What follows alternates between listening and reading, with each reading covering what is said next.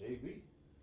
I don't know no other way to put it. Everybody there, I can't say nothing else. JB, aka Captain Bowser, aka General Burberry. That's Wally B special. You know, he do all of that there, but man, I'm just JB. You know what I'm saying? Just a cool brother from around the way. What got you started into poetry? Um, a lot, but not really. I didn't know no other way of living. I was introduced to it when I was lost. I first wrote some things when I was doing drugs. I had once wrote some, lyrics back in the day, in high school. I think everybody wrote then, trying to be an MC. So, you know what I'm saying? I wrote a little bit, but, I never really put too much into it. And it wasn't until, I had went through drug rehab and all that done, they was saying, you should write a journal. Hated writing journals. Never really started one. It took me all the way back to high school when I had in English they used to do creative writing day, and I hated that day. You know what I'm saying? I mean, I got to sit down and think of some shit to write, which I didn't feel like doing. But really, it wasn't until one day I was high, coming down, and I didn't like the way I felt. And I didn't have no money to go buy no more dope. I had no idea on what to do, so I wrote how I felt at that time. And when I did that, I didn't look at it as though it was a poem. It was just a relief of where I was at that moment.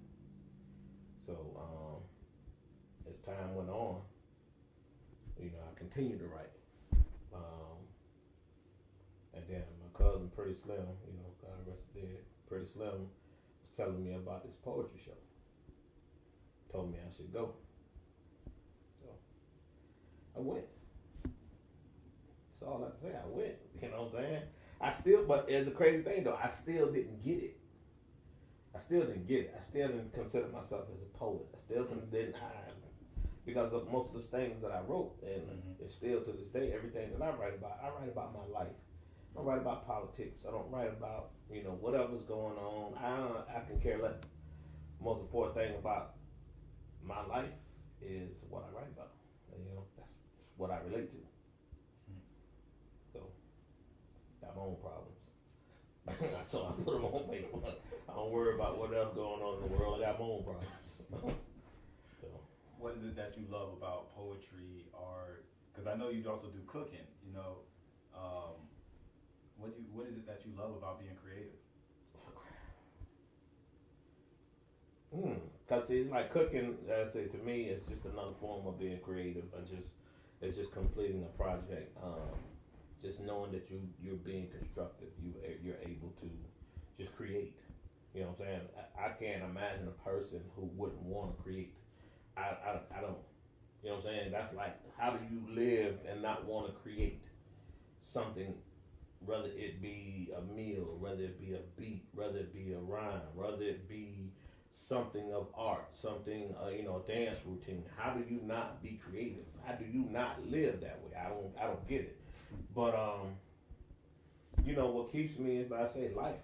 As long as life shows up and it's difficult for me to deal with at that moment, I'll write about it. And I can tell you through the times, it's life has gotten better and better. And the more you write, the less confusion, comes about. It's not confusing anymore. It makes sense, because now you're looking. When something happens in life, it's like, hey, a poem's gonna come from this. Keep playing. You know what I'm saying? I tell a motherfucker in a minute, I'm gonna write about your ass. You keep playing. So that's how it is for me. Life has gotten so much better that I'm too busy living now to even write as much as I used to. Cause that's when I wrote the most, when shit was going on. When I didn't want to face these feelings or didn't want to face the situation.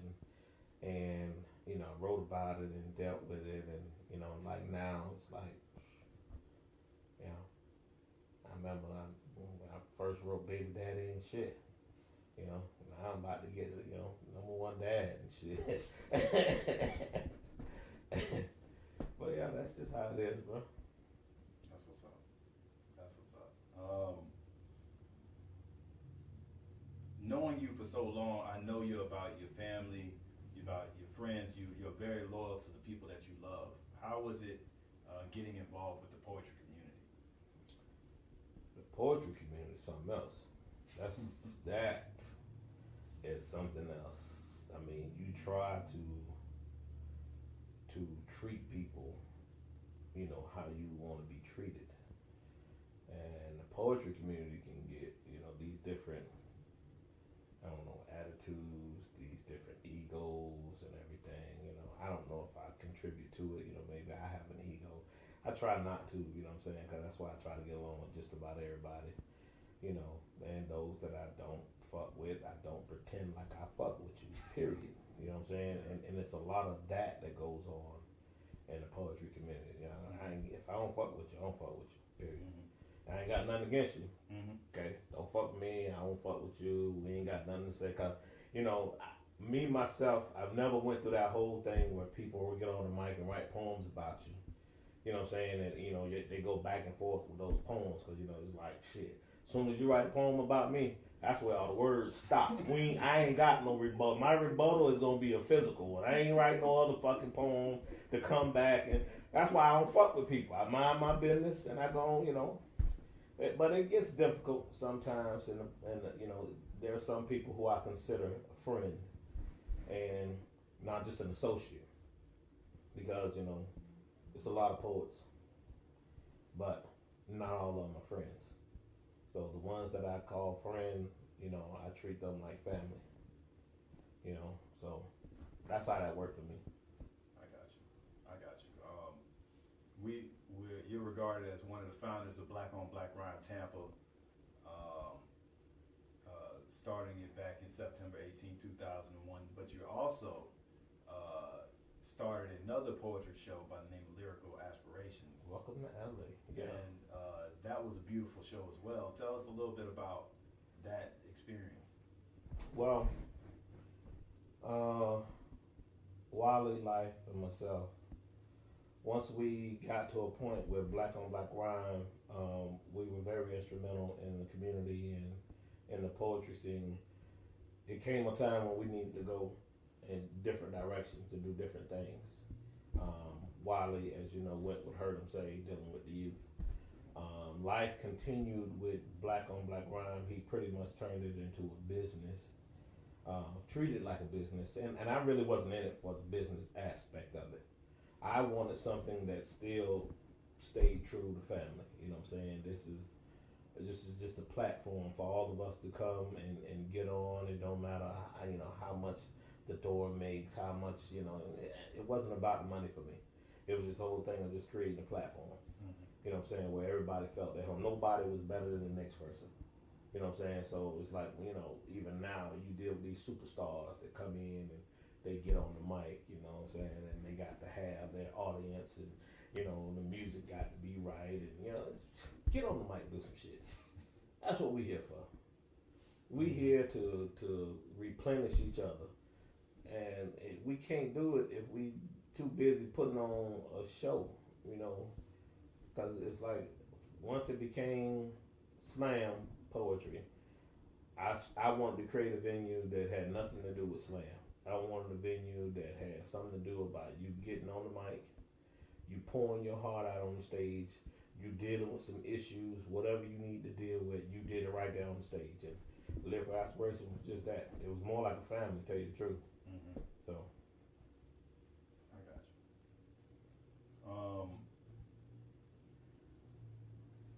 Where would you say that you found your poetic voice? I don't think I have one. Everybody say I do, but I don't. I don't, bro. I'm just another individual trying to make it. That's all. I mean, I don't regard myself as one, one that they say paved the way. I look up to Wally in life. You know what I'm saying? They've done quite a bit. I mean, am I selling myself short? No, I just feel like they did more. You know what I'm saying? I was in it for a different reason. You know what I'm saying? It was one of those things where I needed it. I needed to in order because it was therapy for me. So it's like I needed it. I didn't have a voice. I was just trying to find my voice like everybody else was trying to find their voice, and that was it. I mean, I hope I answered your question. That's the best way I know the answer. I mean, I don't think I even still have found it. You know, I've just been doing it for a long time. That's all. Wow. You've just been doing it for a long time, but you still don't feel like you found your voice. What? No, I don't. I mean, I'm no different. To me, I'm no different than anybody else. Like I say, Wildlife Life has done great things. At least I feel like they have. You know, and even though I was right there with them, I'm not, you know what I'm saying? They can take all the pictures and take all the credits and get all of the awards, you know what I'm saying? Me, just create another venue that's family oriented. That's all. I help you if I can. Especially if it's family. But if it's business and all that, you handle your own business. So, you know, that's all I got on that one. I got you. I mean, if you need more on that. Who was your biggest inspiration? Honestly, I was asked this question some years ago when I first started doing poetry, and it still hasn't changed.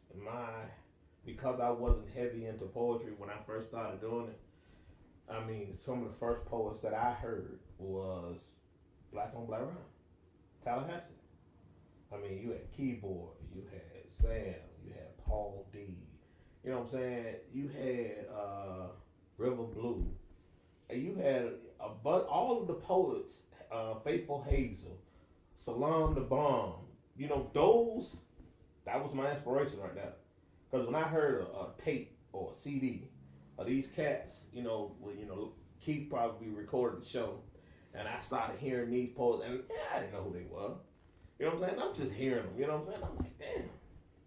And they were talking about some of the same issues that I was talking about. You know what I'm saying? It wasn't politics. It wasn't, Salam was a little political, but, you know what I'm saying? He was still, he kept it about himself.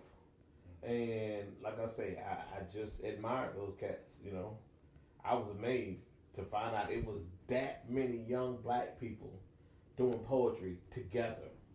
Because I had never heard, until I met Wally B, I had never heard of, what I'm saying. The only poetry spot that I went to, I think, was when C. Renee started, I don't know, was it Wind Down Wednesday or something like that? Yeah, that was at Hollywood, right? At Hollywood night, you know what I'm saying, and my cousin Pretty Slam, we was going there, and I went through that. That's why I first saw Life. But Life wasn't doing poetry back then. Was he a rapper? He was rapping, you know what I'm saying? Okay. Hey, we all want to rap at some point in life.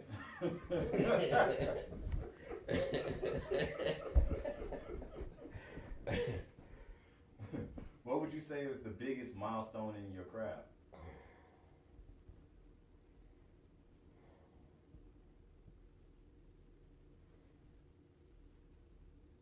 The biggest milestone? I mean, right now at this point, I became a better father. And that's on, that's a personal milestone for me. Like I say all the times that I wrote poems about baby daddy and shit, just, attacking my character and my flaws as far as being a father to, my kids. And, but by facing that, writing poetry, it caused me to face it. And by facing it, it changed me, of what not to do, who not to be, to, to just face it head on, to go right into it. Even if I don't know what I'm doing, still stand there and be daddy. And when before, I didn't know how to stand, in fact, I didn't know how to stand still. I was too busy running through life, for real. I was too busy running through life. It wasn't until I got into poetry that I became more stationary with who I am. I became more grounded, you know what I'm saying, with who I am and, and discovering what I'm capable of, you know what I'm saying, and how many lives that I affect. So, Mm-hmm. you know, like I said, and you know, just I guess just becoming a better person. Mm-hmm. You know, which was a personal milestone. You know, as far as in the poetry community, you know, lyrical aspiration, we had some real good times. You know, real good times. But you know, it goes right back to, you know, the heyday of black on black rhyme. You know what I'm saying? We had some real good times. I mean, there's so many stories to tell with black on black rhyme to where, you know, it's a bunch of milestones. So, you know, but